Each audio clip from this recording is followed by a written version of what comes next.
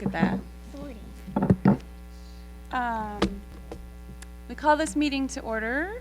I guess a few minutes late. Sorry about that. We had quite a few committee meetings before, so here we are. The attendance? Who usually does attendance? You do. I do? Yep. It's just calling names. Would you like to? I have faith. Do this. Okay.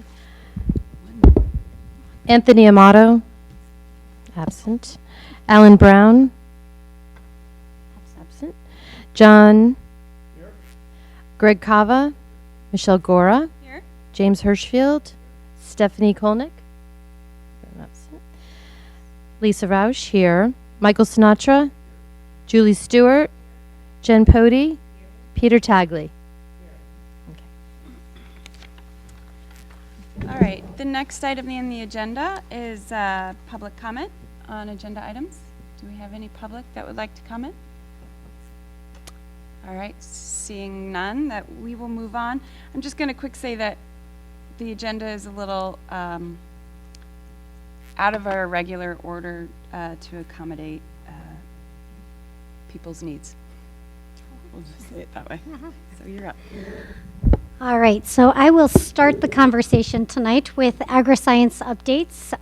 So at this time, our very exciting update is that on Friday, November 9th at 11 o'clock, we have our groundbreaking ceremony. This is it. It is everything that you have all worked for. I'm just really excited about the cake.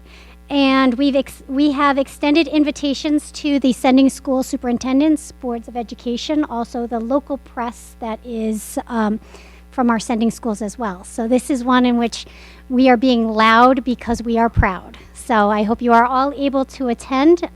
We have 8th graders because they will be our first cohort, and they have been doing the Agriscience enrichment classes. They will be supporting us. They are both our escorts. They are servers. They will have on their aprons that say Chippewa Agriscience on it. So to say it is something we are very proud of. So it is an exciting day. We are, and I am also proud to say we have a number of our sending towns Board of Education members who have already responded in the positive. So we have some people who are coming. I also want to share that we have been working with marketing. We have been working with Tony Vengrove on our design logo in order to make certain we are trying to put together a brochure. Right now we are relying on some of that word of mouth. We're doing our website, we're pushing out that information, but to have something that really starts to elevate and showcase some of those things is part of our next step in this. So, and that I leave to next with Greg.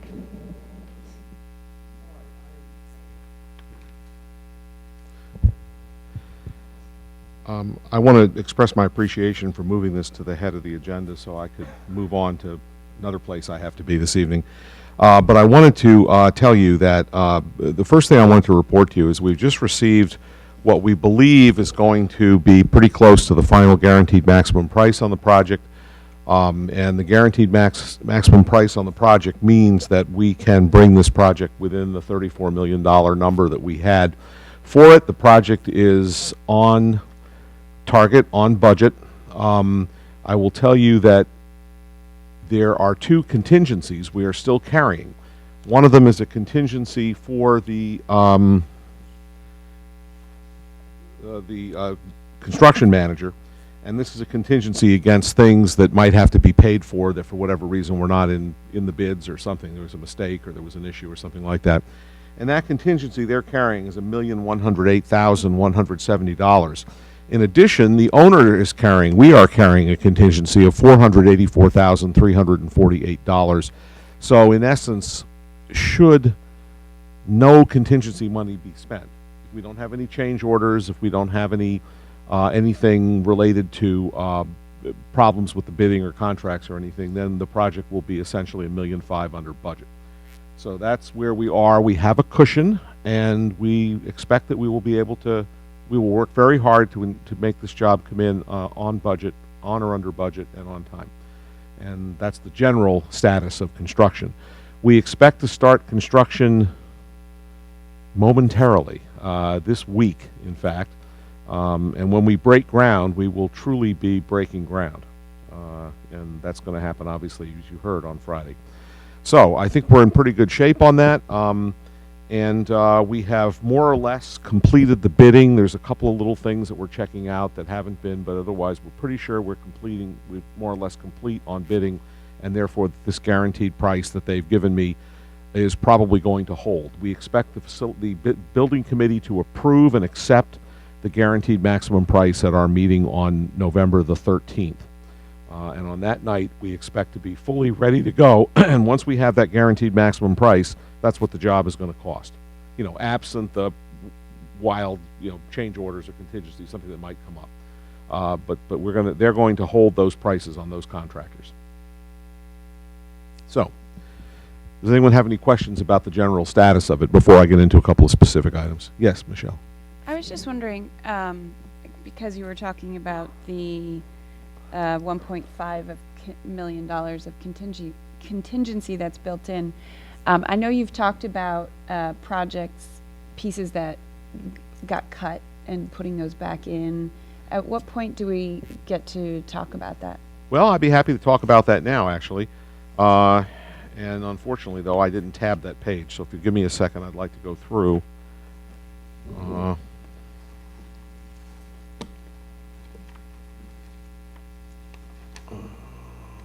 am I not finding it?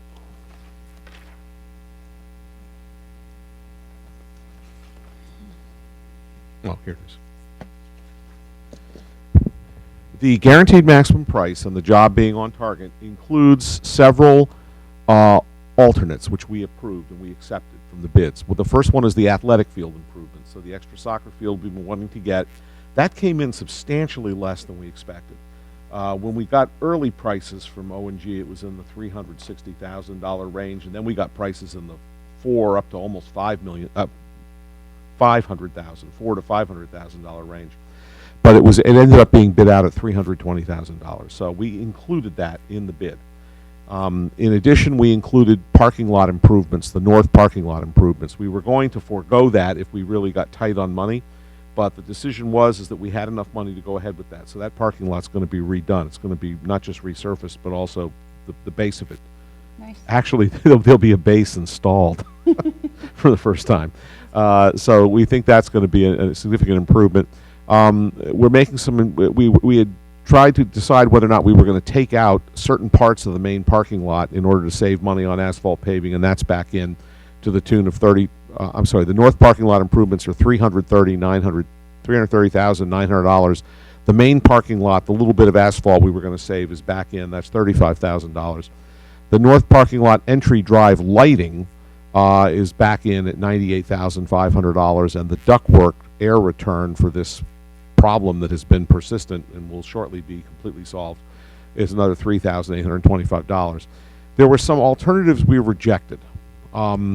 We rejected the alternative for air conditioning of the dark room and planning, and we did that for a very strategic reason. That we may bring that back. We probably will bring that back as a change order, but we did not want that in the bidding at this point for several strategic reasons. But that one's still probably going to eventually come back in, assuming we don't eat up all the contingency money. That we'll probably do that as a change order.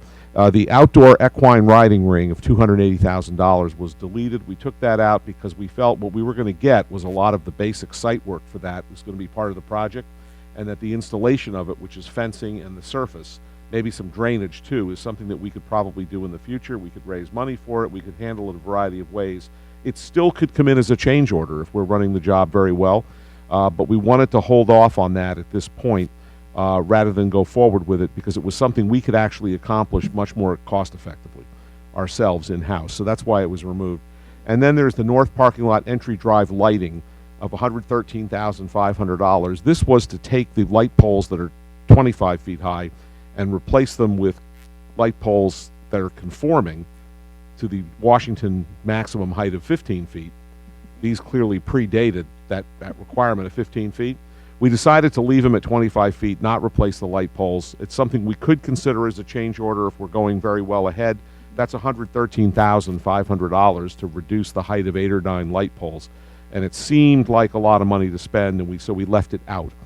There are several pending alternatives. We have some interior wall finishes at the equine facility of about $43,000. We're not sure what we're going to do with those. If we're way ahead, we may bring them back in. There's an outdoor storage pavilion we wanted to use of about $95,000, but it's a lot of money considering what it is. That's something we may just treat a different way. And there was a thermoplastic membrane roofing, which was a little upgrade on the roofing over small areas of the site. And that was a $15,000 expense that we are trying to decide if we're going to bother with it, because the school we may end up coming in, the facilities committee may end up coming in for a new roof on the school. Pursuant to that alternative we told you about, where we could basically do it for about $1.5 million, not the $4 or $5 million roof. So we have a really good alternative that'll give us a 15-year warranty, and it's the kind of thing that we can do every 15 years. And the cost of putting in a new roof, it would take us many, many, many decades to, well, it would take us several decades to break even on that, so it really makes no sense to do it any other way. So because that's coming in, we may not need to put this membrane on, so we decided to put that in suspension and hold it depending on what happens with the roof. So we're not just, putting this down and then going over it with something else. That seemed silly. So, and we're using a perfectly good roof product. This is just something that would be a little bit better, and so we decided to hold off on that. So those were the alternatives we selected, the alternatives we rejected, and the ones that are hanging out there waiting for a decision. And that's where we stand with the dollars and the costs of the project and the work. Yes, Michelle? Thank you. So it seems like many of the originals were alternate were included. Yes. So there's no discussion. There's very little actually left that you're kind of waiting for. I guess my only comment, without really seeing the whole list, is that the only piece of all of that was might affect program would be the riding ring, and so I would prioritize that as sort of one of the first to go back over the light poles and some of the other things that would be nice but not as necessary. But I guess, can you explain to me the process when obviously we have to get pretty far into the construction and see that contingency still holding before we start adding things. What's the timing? Sure, let me explain that. The principal reason we have a contingency, the big unknown out there, is what happens when they go into the ground in order to put in the north addition and the equine facility and the greenhouse. If they were to open up the ground and find pipes they didn't expect, those have to be dealt with. If they find ledge they didn't expect or some other ground condition, it turns out that despite our compaction tests that we did early on in the process, that there's an area where the soil isn't properly compacted and we can't do anything until we properly compact it. It's really site issues, and those are the first issues that are going to be encountered. So should we get through the site work before we even start the steel going up, should we get to that point and have no contingencies, we're going to feel pretty good that that money is going to be available in our contingency. And by that time, we will have a little bit of an idea on how much of the CM's contingency, the construction manager's contingency, but we won't know that fully. And that construction manager contingency, if they don't spend that $1,108,000, that comes back to us. That's our money. But it's just there to protect them from kind of the vagaries and mistakes in the bidding process that can happen. A bidder, like one bidder says, oh, I thought the other bidder guy was going to do that, and that trade says, oh no, I thought he was going to do it, and they're pointing the fingers at each other, and the money has to be spent because we got to get the project built. And so that's the kind of thing their contingency protects against. And so we're not going to know where their contingency is till we're well into the job. But I think we might be able to at some point say we can afford the 280 for putting in the drainage and the surface on that field. We might just come to that conclusion because we feel comfortable about our 400 and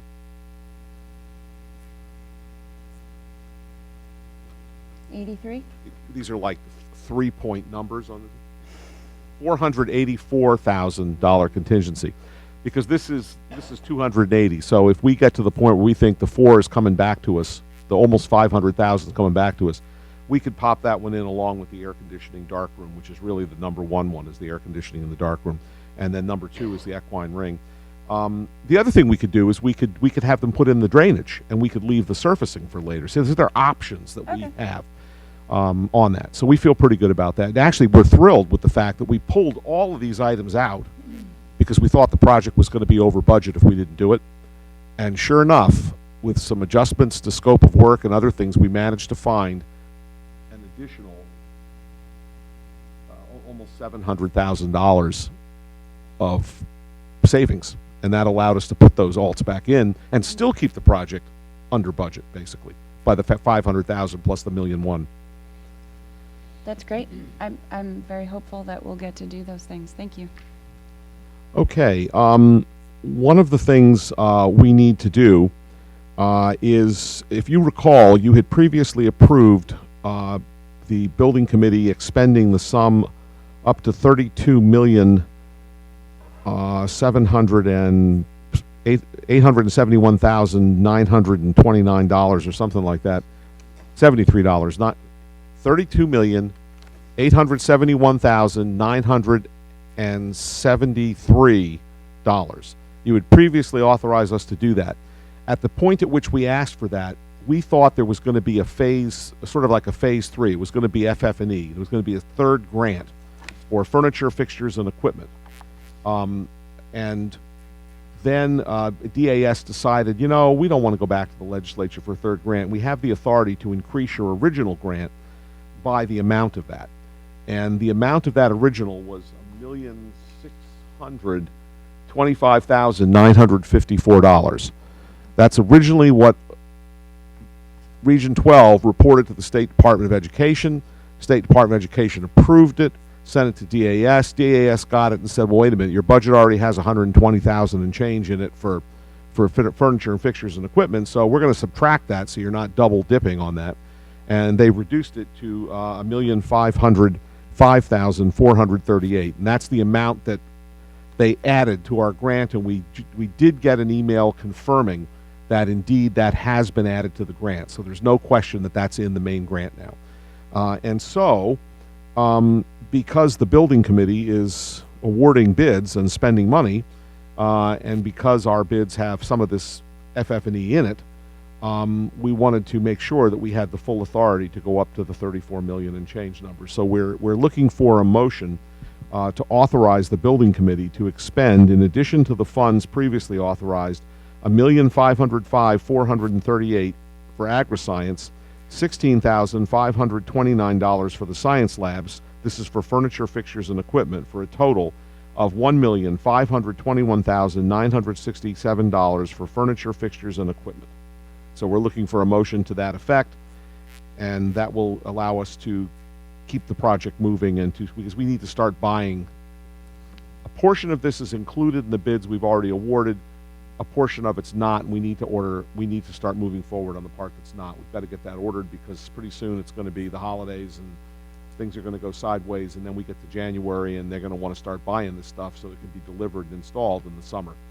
So moved.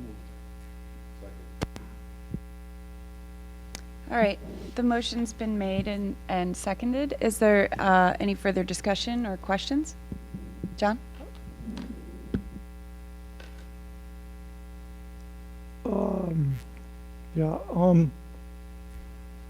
This $1,521,967, I believe, is reimbursable at 80%.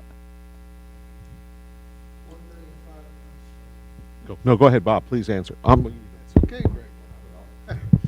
$1,505,438 is at 80%.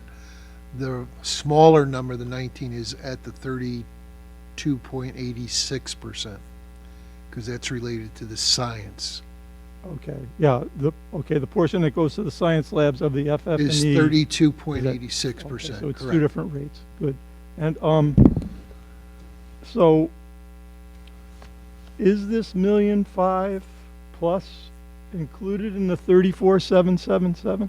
377. 377? Yeah, as a matter of fact, so there's a part under C, and I'll pass this out now if you want to just pass it around. What you see is it's exactly the number that you saw back on April 16th, where I had passed out a recap of the project from its inception all the way through to where the revised project approval at DAS was, and it included that $1,505,438 in it, and it was a total of $34,377,411. And it details further what is ineligible, estimated, to get us down to $8,979,000 local money that we need. That's why we borrowed the $9 million on the ban. So that was my concern. There won't be any additional bond. No, it was all included initially.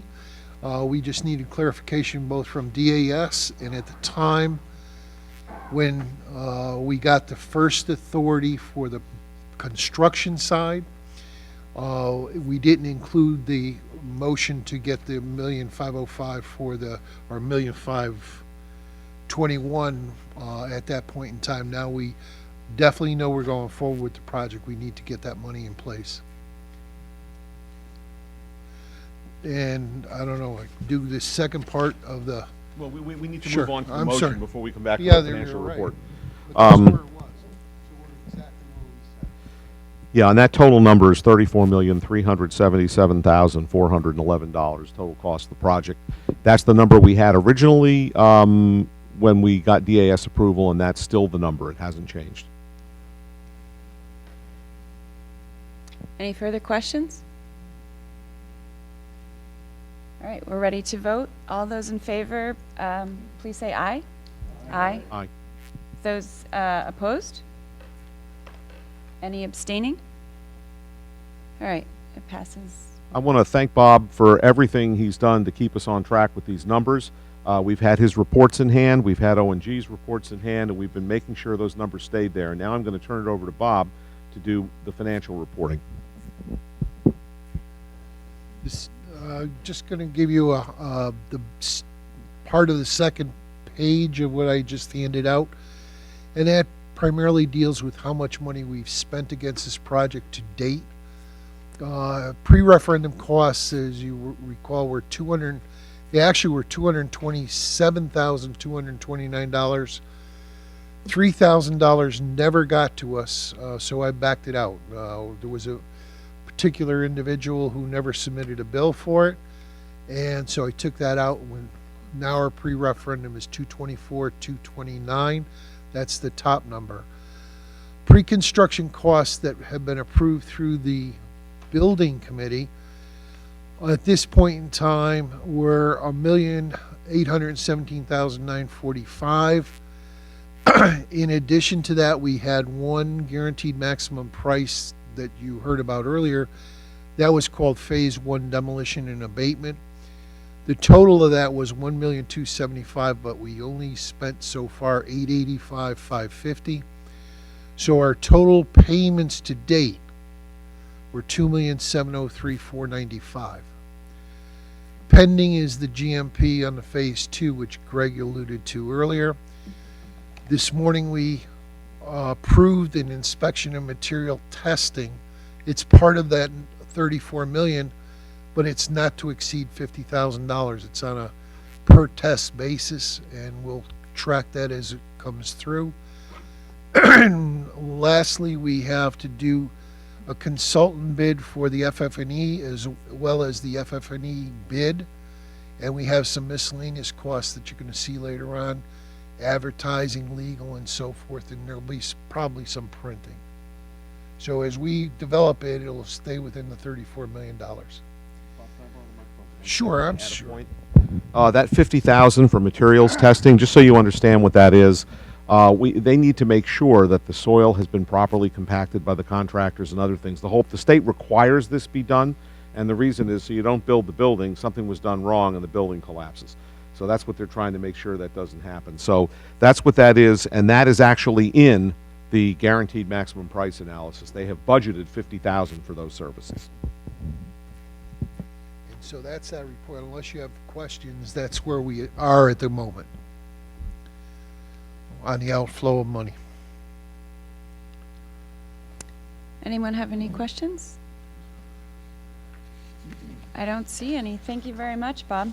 No problem. Good. I like being able to follow it all, so I appreciate that.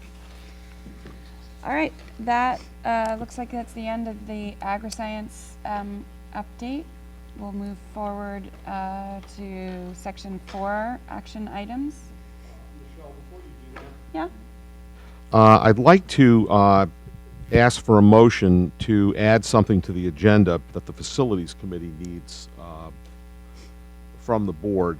And if we need that to be approved by a 2/3 vote to add that to the agenda, and it's to consider the purchase of a vehicle that's become somewhat critical. I think it's on the agenda, letter F. Oh, nuts, I didn't see that, apologies.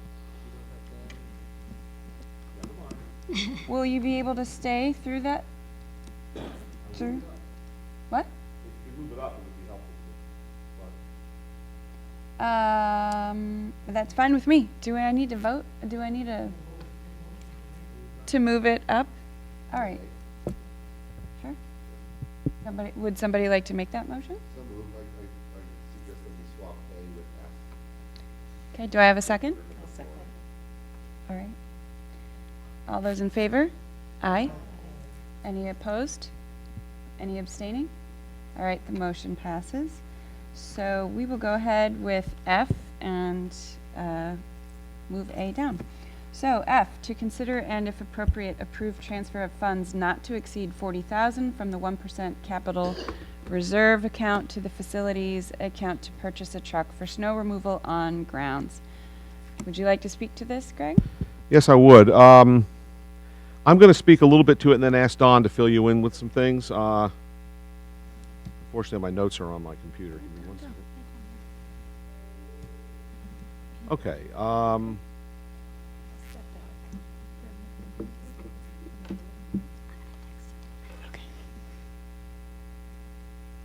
Okay. We currently have 4 plow trucks. These are trucks that are used to plow our facilities with snow. And we do our own plowing internally. And we've been looking at the possibility of, at one point we had analyzed to try to determine whether it would be cheaper for us to put this work out. But we currently have our employees plow the facilities with our 4 plow trucks. We're plowing 4 facilities, and the call may come in at 4:30 in the morning. We're going to open school at 10. We need the facilities cleared of snow. So that's what we do. We looked at the possibility of putting this work out and determined it was not economically feasible because it would cost an order of magnitude in addition to what we're spending to do it internally. Even when you assume that we have 4 trucks that we buy every 10 years, so those amortize and whatnot, it's still a lot cheaper to do it internally. So that's why we didn't go out with it. But we have a truck that Don had brought to the usual person that services it, and they hadn't seen anything wrong with it, but Don was concerned because the plow on it was not working right and it was moving around and whatnot. So he had it examined by someone else, and they determined the entire frame of the truck was rotted. It was rusted away and gone from the exposure to salt and other chemicals. And as a result, we can't drive that truck anymore on the road, and we're going to need 4 trucks for the plowing season coming up. Momentarily, it may start snowing this month. And so Don then set about trying to find a truck, and it turns out it's really difficult to find the truck we need. And the reason is we need a truck in order to get an 8-foot bed on it and to have the truck be a reasonable length. We need a truck without a crew cab. And unfortunately, most trucks are made with crew cabs because most pickup trucks are designed to be used by a person who's not in the business of plowing things. It's designed by people to put their kids in the back of the truck. And that's the biggest sellers for the automakers in the United States. So for that reason, they're hard to find. They don't come out often, and we happen to have, Don was thinking about buying a used truck, and the used truck would cost almost as much as the new truck. And I know John had a lot of input on this, and it made clear that this didn't make a lick of sense to buy a used truck for almost the same price or maybe even more.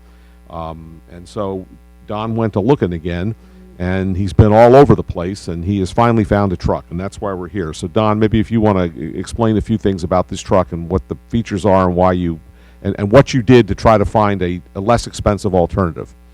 Okay, I'm sorry, I missed part of yours. Yeah, I didn't put it in the budget this year because we had no idea we needed it. And last year, Pat talked me into making a 0 budget and telling me I needed to have specific priority, and this particular one at that time was not. Since then, we found that it's in need of a frame, and that's a $10,000 job, and it's just not worth it. So what I did was I started looking around for vehicles, and I went on the market. I got about 10 responses and 10 or so prices. That was about a week ago because this is a moving target. I had planned on a used truck as a plan B, but the committee members, a number of them, pushed me into looking at a new truck. So in doing so, the target being moving, and I didn't have any funds to lock anything down, I was able to get 2 people to put trucks on hold. One of which is a truck that we would purchase had we went out and bid on this particular truck. It's got an aluminum bed. It's got 1 ton. It's got a short cab. It's got everything we need, short of a plow frame, which is another $1,700. But the other truck, we would probably have to invest about $4,000 to get it to this level. So when I added up all the bids, or not bids, but prices, this particular truck floated to the top, and it's locally, and its cost, its dealer price is $46,000, and they've made an offer to us for $36,800 plus a $1,700 plow frame. So I'm looking for not to exceed $40,000. It's a Ford F-350. It's a gas-fired model, V8, and I inherited a number of diesels here when I came here. The diesel motors are really good and long-lasting, but we don't run them enough here to utilize them properly.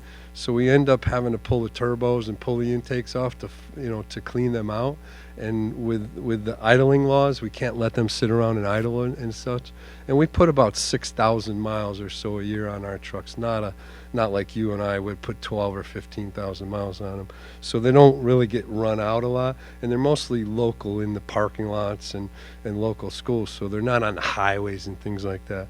And what we're finding is that the magnesium chloride is rusting the truck frames and backing plates and brakes and brake lines and power steering lines and things like that. So we're bringing ourselves down to a gas model. We bought one back in 2014. You guys had authorized, and we love it. It's great. It does a great job, and this truck mirrors that one. It's just a Ford as opposed to a Chevrolet. So we kind of got lucky. And to be honest with you, I went down there last Tuesday because I had talked to this dealer and put this truck on hold up until last Tuesday, thinking we were going to have a meeting last Monday with the facility committee. And Tuesday morning, I walked in there and I put a couple $100 on the table. I said, "What's it going to take to get you to hold this thing for another week?" And he laughed at me and he said, "No, we'll take care of you." So then he's got it sitting there till tomorrow. But I have to give him an answer tomorrow whether we're going to buy it or not. It's like buying a needle or finding a needle in a haystack. This particular one, thanks to John, because he kind of pushed me out there to go do it. And I had contacted this particular dealer already once in the last 10 days prior to this, so it kind of just boom popped up. So that's where I am at the moment. I've contacted each of the towns. They didn't want to deal with the plowing. We've gone out to bid. We've identified the cost of that. I've gone to Penske and identified to see if they had a leased vehicle. They do not in this size. They only lease bigger vehicles for this purpose. We need a truck regardless if we're going to put a plow or a sander on the back of this truck, because we just need to move furniture and various other things around. The only thing that this truck's going to have different is a plow and a sander, which we presently own. So all I need to do is put a modern day plow frame on it, utilize our existing sander and our existing plow. The truck that it's replacing, do you Yes. know what year is that truck, and do you know when we purchased that? It's a 2006 model, and I don't know the answer to that. I got here in 2009. And did we have it then? We had it when I came. Okay. here, yes. All right, thank you. It served us well. I'll make a motion to approve up to $40,000 for the approval of the truck as recommended by the Facilities Committee. Not more than. All right, but before you do that, though, I think we have a preliminary matter, and I'd like to ask you to just withdraw that for a moment. Under policy, I'll withdraw it. under policy number 3323, it's required that the board bid any contract for services or supplies or equipment non-instructional in excess of $35,000, and since this will be in excess of $35,000, we need to go down to the very last line of that policy, which says the Board of Education reserves the right to waive the bidding procedure upon a 2/3 vote of the Board of Education. And so we need a motion to waive the bidding procedure. And I will, once the motion is made and seconded, I'll explain why I think it's appropriate to do it. All right, I'll make that motion that the bidding procedure be waived for the purchase of this vehicle. Do we have a second? I mean, Greg, I know you're going to speak to it, but just having heard what Don said, the effort that he's put in to locate trucks, et cetera, it feels like it's reasonable here. In fact, what I was going to say is what Don said. That's it. Just whatever Don said, that's why.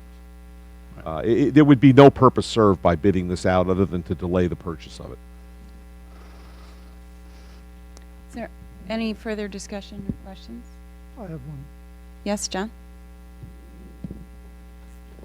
Is there any other possible source for the 40,000 or 38,000, whatever it comes out to be, other than the 1%? Pass the mic.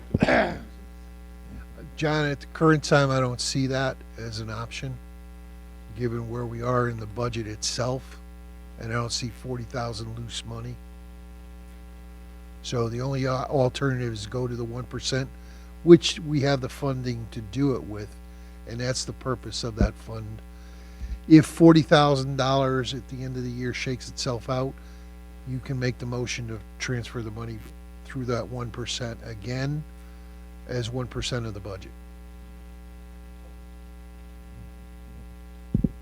All right, so the motion currently on the floor is to waive the bidding procedure based on the information that was provided by Don. Do we have any further questions? All right, so all in favor of waiving the bidding requirements for this purchase, please say aye. Aye. Aye. Aye. Any opposed? Any abstain? All right, so the motion passes. So we have gone ahead and waived the bidding procedure. Do you need, yes, Jim? I'll make a motion that, I'm sorry. The board approve a transfer of funds not to exceed $40,000 from the 1% capital reserve account to the facilities account to purchase a new truck for snow removal on the grounds as outlined by our facilities coordinator. Jim, that would be truck and plow frame. Truck and plow frame, Thank you. Ford F-350, a new truck. All right, Yes. so Jim has made the motion, Jen has seconded. Are there any other questions or comments? I just wanted to say, based on information from our September finance meeting, including the money that we moved, or encumbered, I should say, for the 18-19 operating, it looks like we have around $705,000 in the 1% fund, so the 40,000 will not deplete it in any way. We are still covered for an emergency, so I would say that this is exactly what that is for. Are there any other questions? No? All right, all in favor of the motion to not exceed 40,000 for the purchase of a truck, please say aye. Aye. Aye. Those opposed? Those abstaining? All right, the motion carries unanimously. Thank you very much. And thank you, Greg and Don, if he's still here, to your work on this. Oh, there you are. Thank you very much. Thank you very much. All right, so that was A as F, F as A. We go, do we go back to the? All right, we'll just, all right, because we switched it, we swapped them. All right, so we'll go to B, policies. All right, first policy on the agenda, 5145.53, gender identity and expression. This is a second reading, and there were no changes made or suggested or questions from the first reading. So it is as it was presented the first time. Does anyone have any questions? Jim? I move that we approve 45.53, transgender and gender nonconforming youth as policy of the board. Do I have a second? All right, any further discussion, questions? All right, all in favor, say aye. Aye. Those opposed? Those abstaining?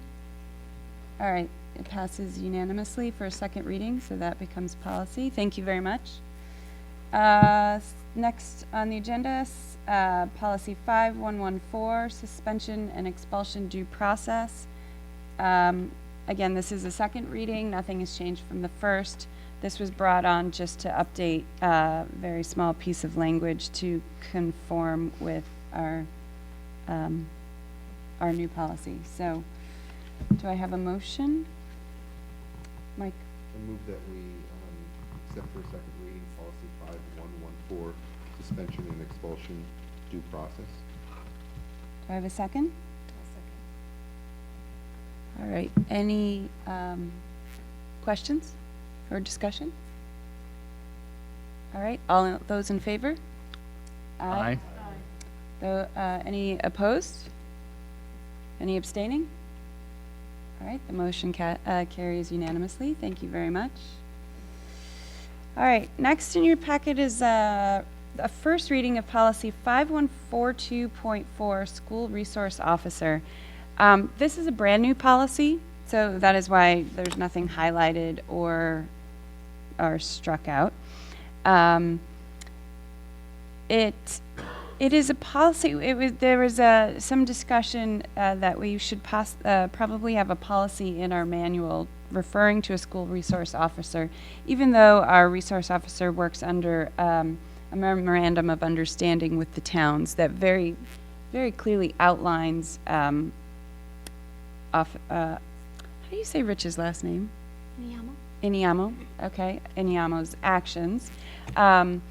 Since that memorandum of understanding is not easily searched, if we have the policy in our manual, if parents have questions about the role of the school resource officer, they would be able to refer back to that, and it just sort of clarifies the intent of the school resource officer from the school district's point of view. So this was based on a CABE model. We talked about it in committee. We shortened their policy, as we usually do, because we often find them a little wordier than we need. And Officer Inyama was with us and went through this with us, which was really wonderful. We definitely got a better understanding of what his day looks like. So he was very comfortable with this and approved this as well. So if there, well, I guess we need a motion and then we can discuss. Do I have a motion? I'll make a motion to you, approve 5142.4, school resource officer as for first reading. Do I have a second? Thank you, Jen. All right, so it's been moved and seconded. Do I have questions? Yes. Jim? Excuse my ignorance on this. Has the board or will the board enter into an MOU with the local town governments? Sure, yeah. That has always been part of the practice. This Oh, now there's puts one it in. existing now? There is one that exists, and we had a signing with all 3 towns that happened last month. Okay, thank you. I actually have it with me here somewhere too. All right, are there any other questions? Concerns? All right, well, hearing none, I guess, I thought we might have more discussion. Hearing none, all those in favor, please say aye. Aye. Those opposed? Those abstaining? All right, motion carries unanimously. You're just cruising. All right, next on the agenda, to consider and if appropriate, approve Child Nutrition Program New Permanent Agreement, ED 099. Saw this in the packet. Who wants to speak to that? Bob? Sorry to keep bothering you tonight, but the state is requiring all districts in the state to jettison the old agreements to bring it in conformity with the new child nutrition program. What we have participated in is found on page 2, which is the school lunch program up here. School breakfast program, again, which is up here. We've approved that previously. And the milk program that's down at the elementary schools. And one last thing we participate in is the food distribution program, which is the government's excess food cost that we can get ourselves participant in, but we don't get a lot of that food. It usually goes to bigger cities. So the state's requiring us to get this back in their hands by the 15th of November, and we will accomplish that with your guidance tonight and the approval. So it's just to keep us in compliance with the state. All right, do I have a motion? Mike? I move that we approve the child nutrition program implementing agreement EG 099. Do I have a second? Second. Great, thank you. All right, discussion, questions? Bob, I'm wondering, what are the changes in this new agreement? There's a lot of changes. The old agreement's been in place for umpteen years, and we can't even locate the old one, so I can't even tell you specifically, but because they changed the way that they identify children is one of them. Okay. That was not in place before. It's causing a problem for the state to match it, and that's the biggest problem that we're faced today. I'm wondering, will this new agreement change any practice that we currently have? No. And are there any policies that we need to update? None. None of the nutrition ones or anything? Nutrition as we see them are still okay the way they are. It's just to bring it's actually to bring all of the local in compliance so the state can file with the federal government that everybody's in compliance. So that the assistance that comes through the federal government, through the state agency, back to the local, all of the paperwork is now going to be in order. Okay, They were out of compliance is what the problem was.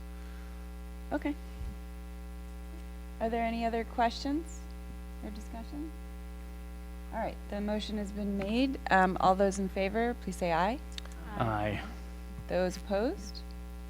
Those abstaining? All right, motion carries unanimously. All right, next on the agenda, to consider and if appropriate, approve the superintendent's goals. Michelle? I move we approve the superintendent's goals. Oh, right, you need a motion. Do I have a second? I'll second. Thank you. All right. Questions? Do we have any questions? No, it's just. I guess that my first question, I guess, would then be, have they changed since we last looked at them? No.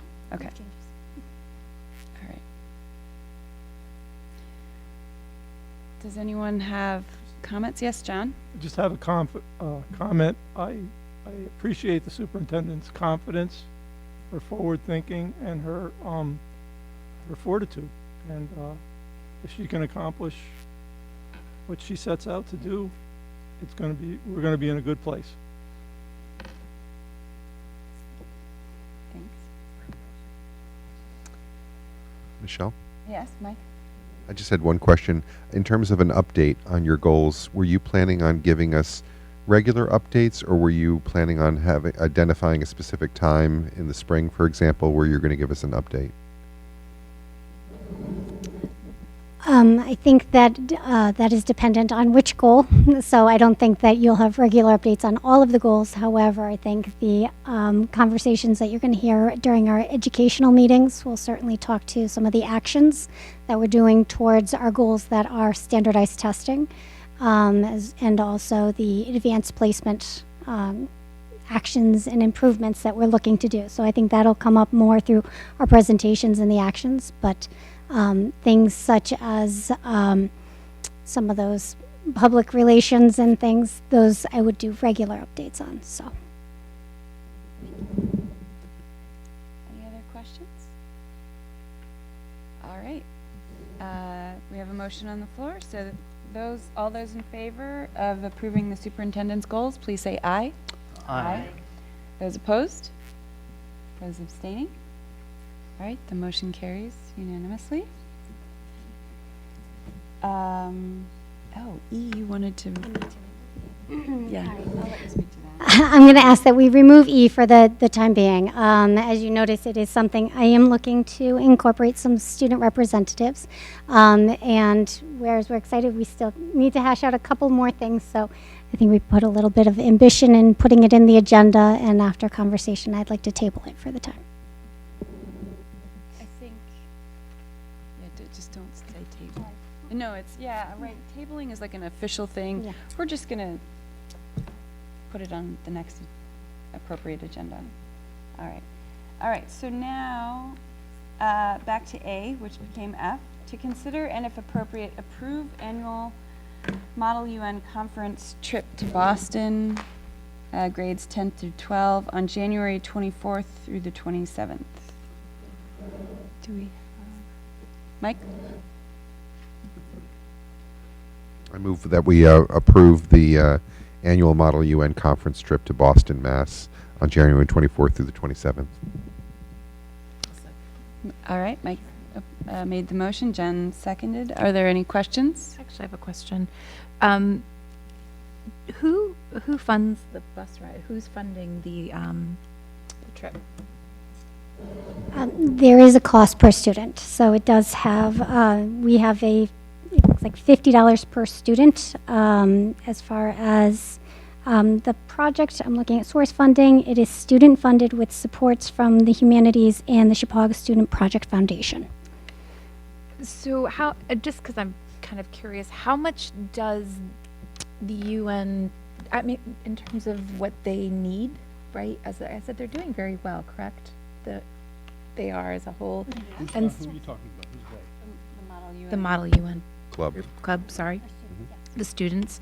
And so I just was wondering if there was a way to, because I know there are a lot of students who participate in this club but don't necessarily do other things. And I just wonder if there's a way that we could maybe set aside or consider putting some money aside into the budget next year for them, the same way that we do for sports and the other activities that we have. I just feel like, for children, they don't have to pay money towards uniforms, etc.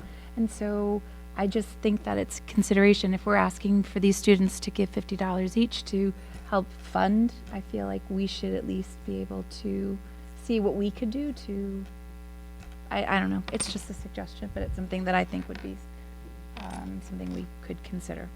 Yeah. It's actually, since my daughter goes, it's fairly expensive. Yeah, I've heard. On the order of around $500 per student because Yeah. you're paying for your hotel room. Yep. That's not something that the school provides. Provides. You're paying for your conference fees. Right. You're paying for the bus. So there are a number of expenses. Yep. And while I think the club does a great job, and the club advisors do a great job in raising money, Yeah. there's still a burden left Right. for the students to kind of fill in. So I appreciate that. I mean, I just think that, we encourage our students to participate in all different activities, and we make it, affordable for kids to participate in athletics in our community. I just feel that we should be offering something towards the UN club. So that's just my 2 cents. Lisa? Just in that vein, I definitely agree with Jen. My children also participate in the Model UN. But just to take that one step further, I also think of debate. I was gonna. Yep. And I know that it's a club, but it's really a team. It's just not an athletic team. And after having experience with kids on that as well, I think, and they do very, very well. I know. And if we could somehow, like you said, support them and acknowledge them a little bit, Yeah. I think that'd be great.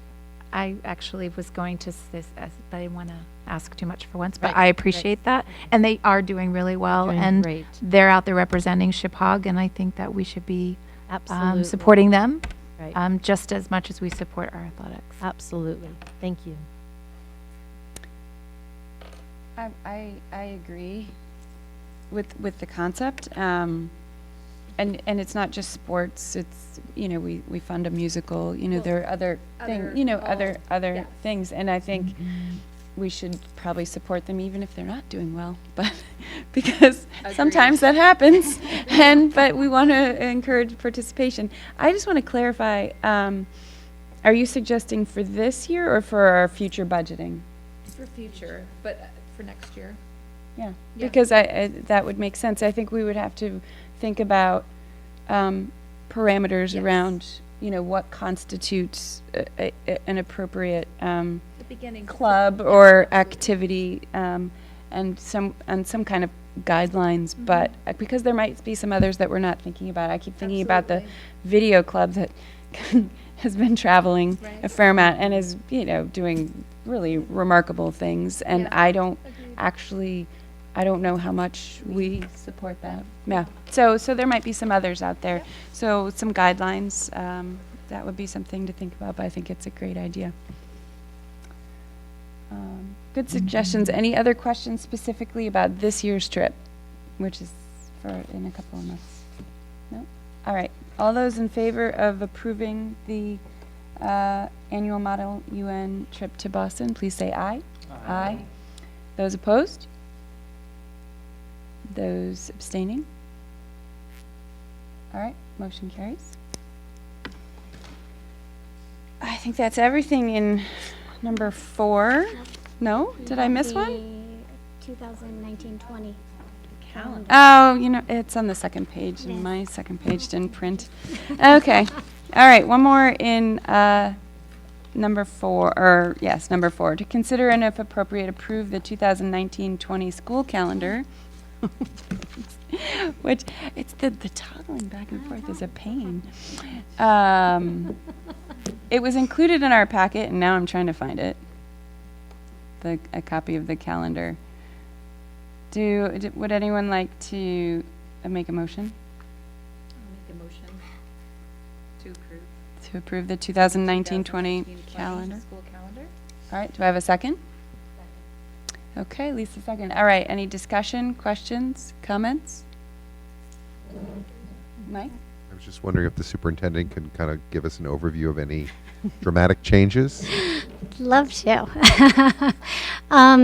So looking at a start date of the 29th, and we recognize that the 2 days for professional development on the 27th and 28th will probably be off campus. We may not be using Chippewa.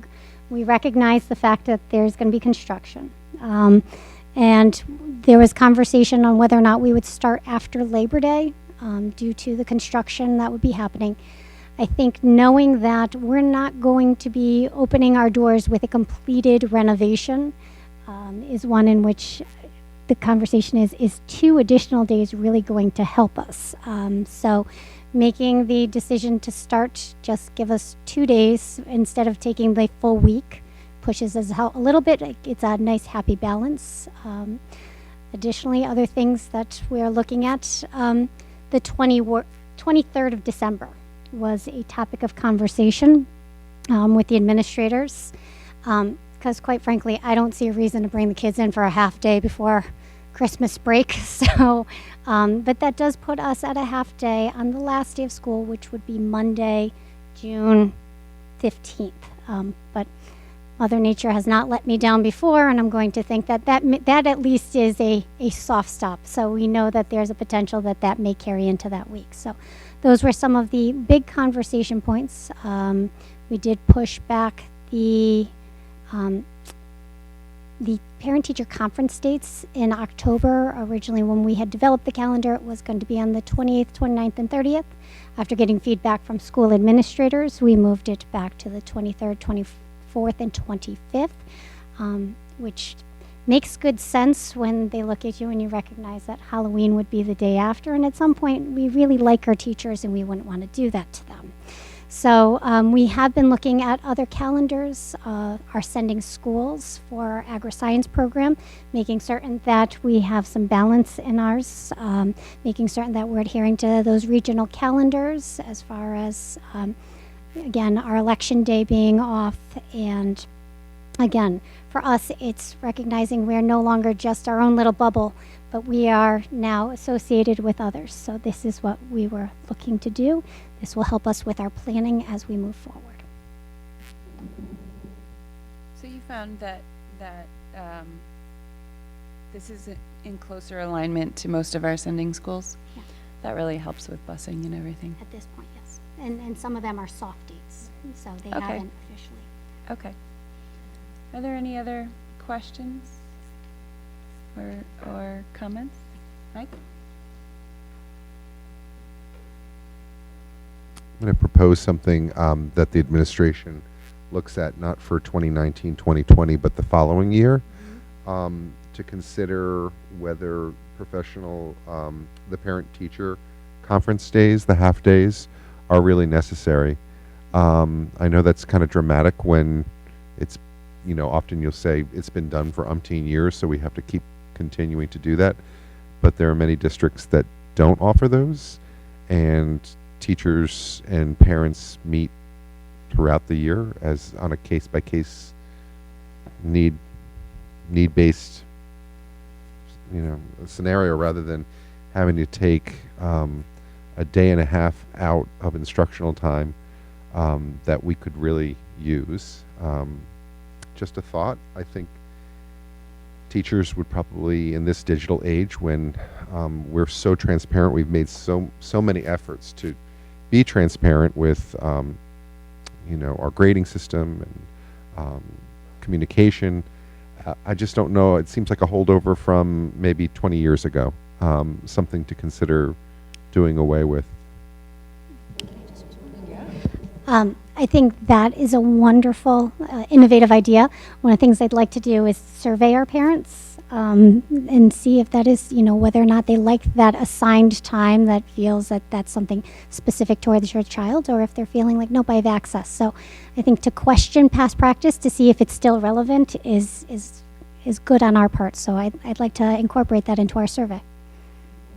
I think especially if we can communicate to parents that we're not talking about, you will have no opportunity to ever talk to your teachers, or with the idea that that is something that at any point in time there is an expectation, a professional expectation, that teachers would meet with parents if they have a concern. I was just going to say that I had not actually thought about that, and I'm one of those people who likes the parent conferences, because I go and meet with every teacher whether I have a concern or not, because I just like to meet the teachers, and I feel like, well, they're there, so I should use that opportunity. But I would also be interested, but I think we should survey the parents, we should look at it, and I think part of the conversation should, I'm curious about the contract and what exactly it says. Could we still hold school those days, but have some evenings, conferences? How many evenings are we allowed to do that? Just to encourage the communication with the teachers. So there might be some, or phasing, maybe if we're seeing that it's not, people aren't using that time, we cut it back. So there might be some other in-betweens besides just getting rid of it. But to really just look at how it's used, I would suggest. Jen, and then Lisa? Okay, Lisa? You had your hand again. Oh, okay. Megan, and maybe you don't know this answer, but how well attended was it this year, the conferences? Do you know? I don't have that. I would just be curious, because I do appreciate what you're saying, but I'm also agree with Michelle that I like the conferences, and it's my one opportunity to meet the teachers and talk, just even if it's just for a moment, about your child. So, but it's something to look at. But I'm just curious to know how well attended if it was, to see if it's something we need to change. And I can tell you, it's a little different elementary versus our middle and high school. Recognizing they do student-led conferences, and that's also the opportunity in which our students get to present themselves and what they've been doing. So it's also looking at that opportunity, how it's morphed, how it's changed, but to say it comes down to what is the value of that time. And, you know, it's not falling on deaf ears to what, you know, Michael has shared about, well, that's a day and a half of learning. That's also, you know, given up for that time. However, if that's time in which we're enriching and it creates our partnerships. So that's really, I think, coming back to the survey. But I don't have the direct answer to exactly how many. I'd just like to remind the board too that I'm not proposing getting rid of parent night. That's a separate night where you open house, where you have an opportunity to do just what we're talking about, to make, you know, place a face with a name, to hear a little bit about each individual class, and we, you know, that's a great opportunity to, if you did have a desire to get more information, to meet one-on-one, just say, you know, hey, I mean, like, I currently work at a school where we don't have parent-teacher conferences, and we get along just fine. I have to tell you, like, it's not like I'm feeling that I'm totally disconnected from parents, and I have had on occasion at parent night, open house night, where parents have said, I do have a concern. Could I speak with you one-on-one at a later time? And of course, that goes without saying. And as a teacher who's worked in districts that are just like Chapag, it's a huge, huge burden. I don't know how many of you realize how exhausting it is for teachers on those 3 days. Mm-hmm. They are exhausted Mhm. by the end of the 3 days, because it's a lot of time out of their schedule for meeting with parents. And often the parents that you're typically meeting with are the parents you don't necessarily have to meet with. They're parents where you're sitting down and saying, I just have nothing but great things to say about your child. And while as a parent who doesn't want to hear wonderful things about your child, I get that. I like to hear good things about my kids too. You know, I don't know if that's the best use of time in 2018. Wow. Jen? I find that when I go to open house, teachers don't want to talk one-on-one, or even just for 2 minutes. I've actually been like arm's length, and that was a little frustrating for me. So I actually love sitting down and talking and connecting, even if it's the only time, which I hope is the only time that I really sit down and talk to my children's teachers. But I do feel that as a parent, it's really important. But I also found that once my daughter got to high school, she came to the conference, and she leads the conference, and I sit back. And I enjoy that. I enjoy having her talk to the teachers in a way that she doesn't get the chance to during her usual day, and it hopefully gives her the confidence to do it more when I'm not around. And so I actually think I love being able to have the conferences, and I think being able to have it maybe a little bit more student-led in the high school especially is a great exercise for them to advocate for themselves as they get towards college. So that's my just a recommendation that I just felt has been really beneficial for both myself and my daughter. But the other thing too that I just as a suggestion, and I know you'll do this part of your survey, and I don't mean to make this longer, but I always felt like it was a little too soon into the school year, because I feel personally for me, 6-8 weeks into the school year, you don't really get a strong sense of where that student is in terms of my child. And so I always felt like it was really more beneficial for me. I always wish that I had one towards the middle or the end or spring, because I was one of those parents in elementary school. I loved to meet with them at the end of the school year just to know what their weaknesses and strengths were, and that way we knew what to work on and what we needed, what I knew going into the next year. I just felt like it was great information for me as a parent, and I just think that maybe timing of the year is great. I appreciate and I know how exhausting it is for the teachers, but I also think that communication, even if it is positive for a few minutes, is really important, especially in a small district. I think that really, to grow that relationship and to encourage it, I think is really important for us. And so although I appreciate the time that the teachers take, I think it's valuable. So. And I'm also just going to say, you can call that conference anytime. So don't feel that, okay, good. Yeah, and then you feel like you're not imposing, but please know, you can always. All right, lots of good discussion about conferences. Do we have any other questions about the calendar? No? All right. There's a motion on the floor. Seeing no other questions, all those in favor, please say aye. Aye. Those opposed? Those abstaining? All right, motion carries unanimously. We have our calendar. That's good. All right. Now, on to 5 consent agenda. That feels so backwards. That's right. It's so discombobulating. Is there anything anyone would like to take off the consent agenda? Right. I know we usually do this at the beginning. I know it's all topsy-turvy, right? Where are we? So, yeah, no, this is the minutes from before. If we don't pull anything off, it just is approved. So, if nobody wants to pull anything off, we just move on. Okay? All right. Seeing no suggestion, those pass. We go on to reports and recognition. The board chair's report. That's so fun. It's so weird, isn't it? Like, I feel like we've been here forever. It's the end of the meeting. I'm just filling in as chair, so I don't really have a report. I just wanted to say that a lot has been happening in our schools. And I thank everyone who's done that work, not just in the central office, which has been buzzing with Agriscience, but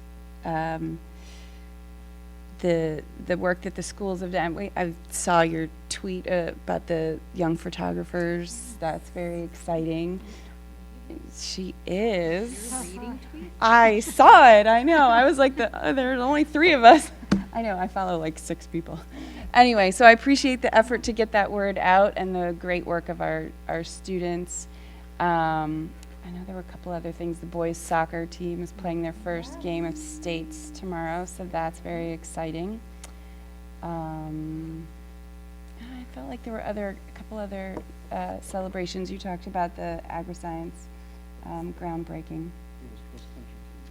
Oh yeah, have we not talked about them? That was amazing because they won states, right? No, they took second in states. They won the Berkshire League, so that was phenomenal for our tiny little school. So congratulations to them.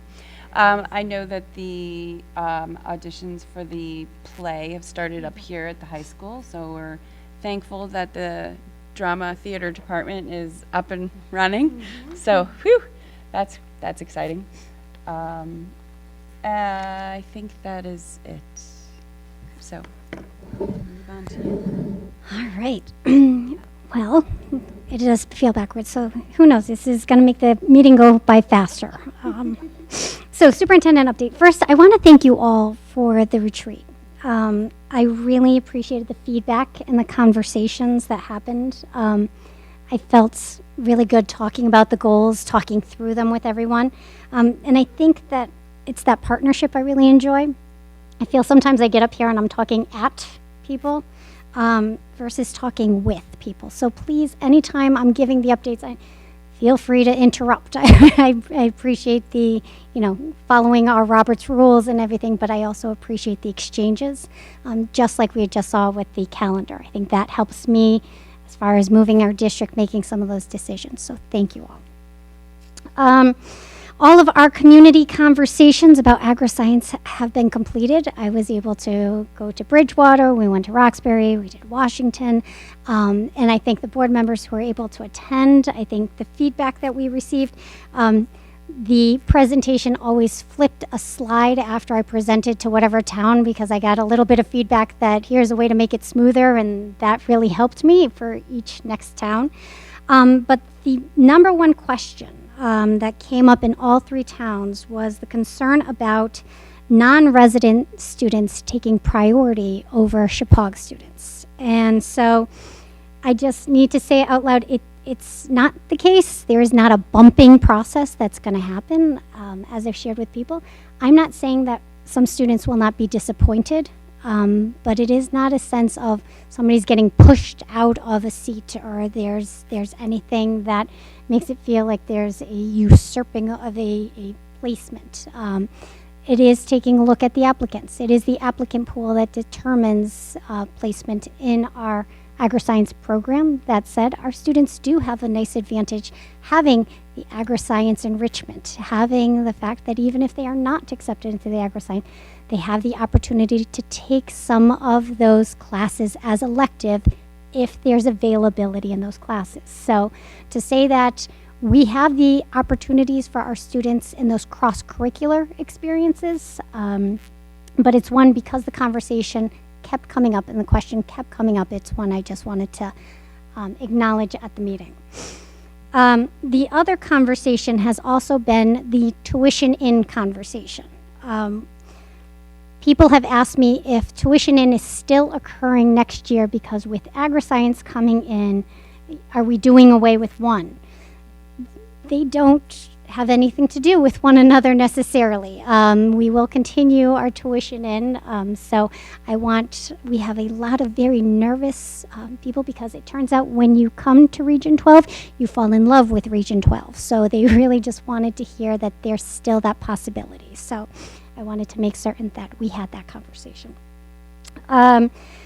Powerschool, we have all elementary report card standards have been entered into Powerschool. They are in, they are functional. So our teachers will be entering in their grades through Powerschool.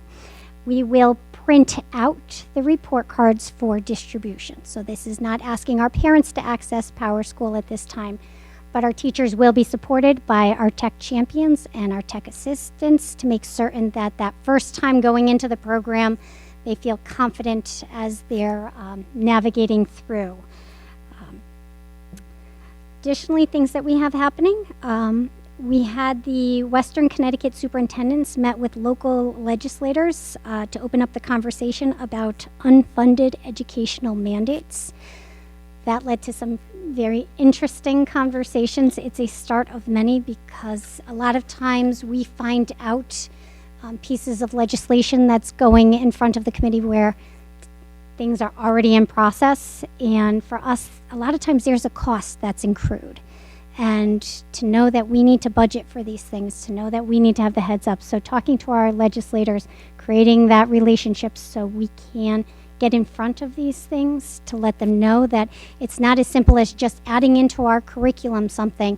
There may be a cost of textbooks that are incurred, having a data privacy act that came about. Well, suddenly now it is hours of people who are chasing down these contracts. Right now we have over 200 contracts that we're trying to find for our techs, so that way we can make certain we're in compliance. That's a lot of man hours to make certain that we're doing this right. So just knowing how things play out become important. So that conversation has started. Can tell you that we survived Halloween at all schools. It was absolutely wonderful. A lot of spirit went on, and it was funny to see it very differently at each one of the schools. Whether Burnham, they actually went out and visited the local the local establishments in order to trick or treat, and then you have Booth Free that will not tell you what costume. They will only whisper it in your ear because it's a big surprise for that evening. And then even at Chippewa, they become big kids, and it just was wonderful to see that happen.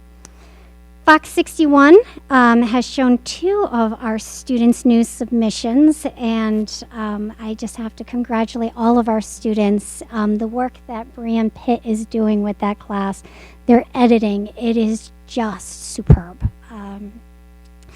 But I'm just going to say to you, it does not just start at Chippewa. I was interviewed by 2 kindergartners the other day, and they started their interview telling me that they were going to ask some deep, tough questions. So you want to see something cute. These little 5-year-olds are fantastic. And that was exactly their quote, deep, tough questions. So I do want to just piggybacking on what Michelle said and congratulating our athletes. We have a number of our Berkshire League All-Stars who I'd like to acknowledge at this time. So for cross country, we have Elisa Alfioni. Okay, correct me. I'm going to tell you, go for this one. First team cross country. Elish Foy, first team cross country. Aileen Rosa, first team cross country.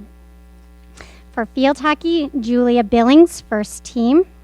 Anika Vikstrom, second team, and Haley Lasky, second team.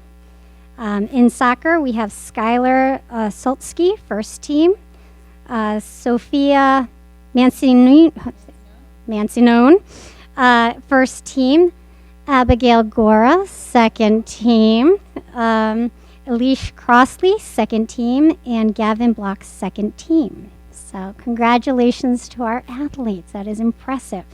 Reminder that there is no school tomorrow. However, this does not mean we get to have a longer meeting tonight. So for the students, the teachers will have professional development. Shall I continue going into personnel? Yeah. All right. Unless there are any questions? Yes, please.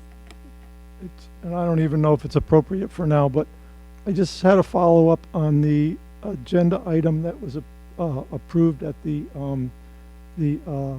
retreat. That is the PTO serving alcoholic beverages. How was that? Any feedback on that? Any, because we have to consider this for anything in the future that might come up. Yep. I appreciate you bringing that back up. I did speak to Burnham PTO regarding the approval of waiving the alcohol policy for their event this past Saturday. I did share with them that moving forward, it is not something I'm in support of, and that recognizing that having activities at our schools, and we want to make certain that we're role models for our students. So this is one in which they received approval, but also to make certain that as we're planning moving forward, that we find other alternatives.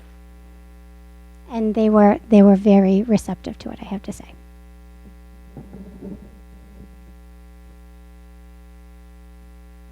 But with that said, the event went pretty much without a hitch or any complications or. Okay.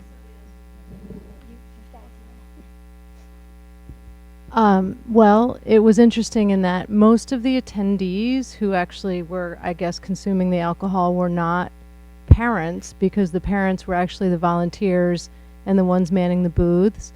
So it was actually a very well attended. The gym was full with vendors, and you actually got 2 tickets. So it wasn't like it was an open bar where you could consume lots of alcohol.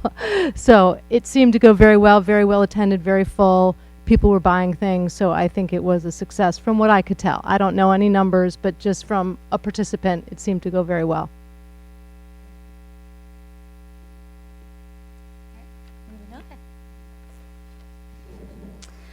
Okay, some personnel things that we have that are occurring right now. We just had Liz Holton at Booth Free, who welcomed her first child, so we are excited for that. We had the resignation of the first grade teacher at Washington Primary, Kristen D'Souza, effective October 26th.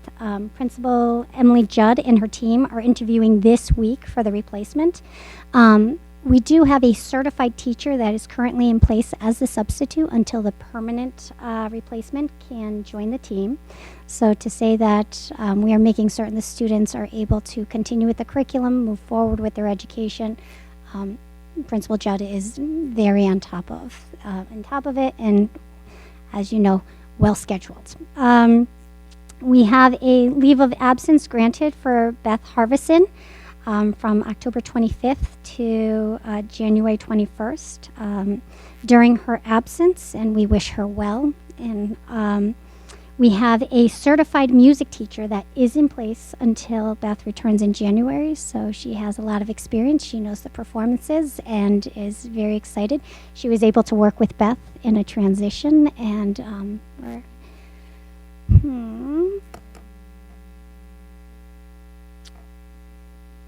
I was going to say, I will have to get back to you, but I am happy to email that to you. I apologize for that. I met with her. She was lovely.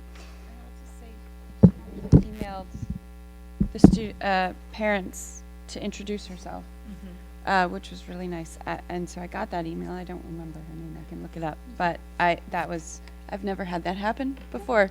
So she introduced herself, gave a little bit of her background. So that was very nice.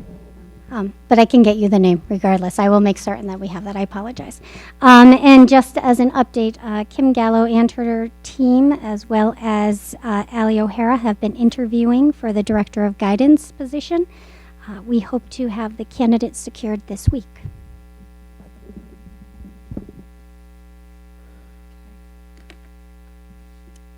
That's it. All right. Moving on. Oh, yeah, go. Go. Oh, it's out of order. It's okay. I do have to just share one quick thing with the construction that's starting. Rich Aniamo, our SRO, he has put a letter up under our construction site, just some safety reminders. He is right now also vetting we do have ONG that does the background checks on all of our contractors and workers. He is doing additional checks to make certain that we are in compliance, that we have our kids around safe people. I can also tell you that we're also making efforts that we will have the conversation with our students. There is no engagement between the workers and our students. So it is, don't even say hi, don't even compromise. We've told our construction they are separate, don't even acknowledge our students, and our students will have that same conversation. So I'm sorry, I just needed to add that.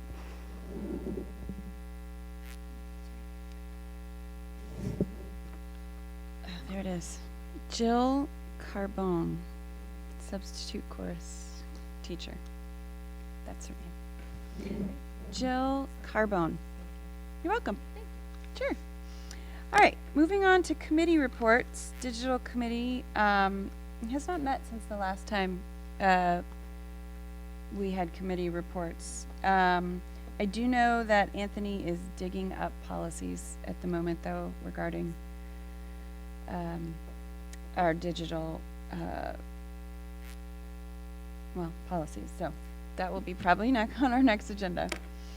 At Advance, we had a meeting last week, and the annual meeting went well. Unfortunately, I wasn't able to attend that one. That was in October. Again, I'm always just impressed with the amount of collaboration that they do amongst all of the different districts. Unfortunately, today they were hosting a small schools conversation today, which I was not able to attend, but quite a few different workshops going on with the small schools and coordinating the curriculum coordinators for professional development and other ongoing activities. I had explained before that Ed Advance has really expanded their special education offerings to help districts who can't quite meet the needs of their students in-house. It's a really nice alternative. And they have tried twice to buy property, and they have both fallen through. It's been a challenge. It's been a big challenge. But I'm confident they'll be successful in that, because they're not just the special ed, but then their alternative education programs have really been exploding because they're doing a really good job. And they've been working with the districts. They mentioned again the transportation coordination. So yeah, many of their services are continuing to grow. So if you have any questions, please ask. They do some really great work up there. Education, Michael? So we met this evening, although we didn't have a quorum, so I guess you could call it an unofficial planning meeting. But very exciting. We had an opportunity to kind of look at the calendar out through the end of January, and as usual, we have probably more topics than we have meeting dates. So that's always the challenge in trying to decide out of kind of a plethora of different options which ones the board would find most interesting. But I can give you a few teasers. We're going to find out, for example, about those stations that are right over to my left behind some of you. And you'll get a taste of virtual reality, I guess. And we're going to hear more about AP and SAT scores, which are perennial favorites here at the board level. So we've got a number of different things that we're going to be talking about, and some new course offerings at Chippewa, and some of the changes that the state is mandating in terms of credits. So we'll be talking about that too. All right. Thank you. Facilities, and Greg left. I know you guys had an emergency meeting. Was that for the truck? The truck. Okay. So we approved, that was already on our agenda. Does anyone from that committee want to report anything else that we should be aware of? We were just talking about the truck today, and we have our meeting, I think it's on the 19th. Okay. Great. All right. Finance, we met this evening. Stephanie apologizes. She had planned to be here, but had a little childcare issue. So that happened. So we went through our reports. It was we had quite a bit to go over. When we went through the monthly books, we're tracking right now. Oh, this is my October one. I was like, what? This isn't what we did. I pulled that out for the 1%. We were tracking at 5.1% remaining right now, which is on track for what is normal for this time of year. We had a few questions regarding several of the accounts, but nothing major. Bob was able to explain to us what, things we were waiting for. That's even older. I was so excited. I was pulling. Well, I wanted to find the 1%. I know I have our agenda here. I just have too much stuff. Well, we talked about some of the renewal for the flood insurance, which has gone up. That's just the nature of business, I believe, and so we'll be seeing that coming forward in the budget. We reviewed our prices that we were able to, or Bob, I should say, Bob was able to lock in and what we have moving forward for this season. Prices were a little bit higher than we had budgeted, but nothing, not much higher, so we should be fine there. Oh, what else did we talk about? We talked about the retirement plan. Oh, that's right, the retirement plan, which is, well, that's wonderful because the savings next year on the retirement will offset the increase in the flood insurance. But the retirement plan, we kind of took a hit on that a couple years ago as we adjusted the tables based on the actuarial recommendations for how long people live, etc. And they looked at all of the participants again and adjusted the Required contribution. Thank you. Required contribution. So this year is like 187,000 versus Yep. 205 the year before. So that's We're going in the right direction. yes. So that was good. I found at least my online one, so I can refresh my memory. The audit's underway. Planning to finish by December 31st, and all is going well. And a few other things. We talked about the PayPal. That was There set were up. housekeeping information to capture the tuition from the non-residents. We're going to use a PayPal account as opposed to a credit card situation because it's a little bit less expensive. And we're going to run it through and make sure, because we did that in the fall when we did it that way, and it seemed to work okay. We had locked up some life insurance for a 2-year period, and we got the current year extended, so there's only a 1 cent increase in the group term life insurance, even though we had some unfortunate claims against it. So we at least have a stable thing for the next 2 years going forward. And We are going to start working on getting our permanent bond rating. Last year we did it on the ban, but we're anticipating having to issue the bond now as we get closer to the springtime, and we need to do that work with Moody's to get that in place. So we have a permanent bond rating going into the offering. So those things are all underway. Yep. For the ban that we borrowed, that comes due, you said March, I think? March, April? Okay, so we have time to get the permanent financing in place, but it's time to start working on that. So thank you very much for getting that going, and things will be getting busy soon as the shovels go in the ground and bills start coming, and things are moving back and forth between us and the state. So we'll expect to be keeping an eye on that whole project as we move forward there. Are there any questions? No? Okay. Negotiations, Greg. Oh, good.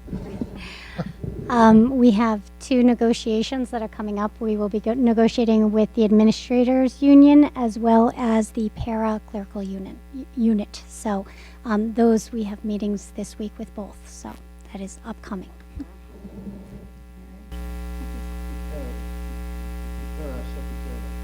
Yes. All right, thank you. Policies and bylaws, we continue to meet. We went over the new policy that we brought forward. I have nothing else to report for policies. Yes, Tim? All right. Second, all in favor? Aye.